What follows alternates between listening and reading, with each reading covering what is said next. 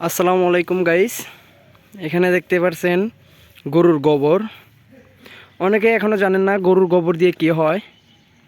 গরুর গোবর দিয়ে সাধারণত আমাদের গ্রাম অঞ্চলের মা বোনেরা রান্না করে। দেখেন এখানে অনেক বড় মাঠ, সেখানে অনেক গরুর গোবর নেড়ে দেওয়া হয়েছে।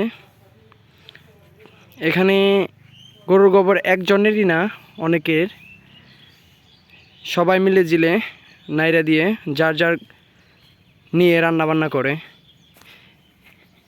আর গরুর গোবর বিশেষ করে অনেক ভালো, এটা অনেক জ্বালানি ক্ষেত্রে অনেক আগুন জ্বালানো হয়।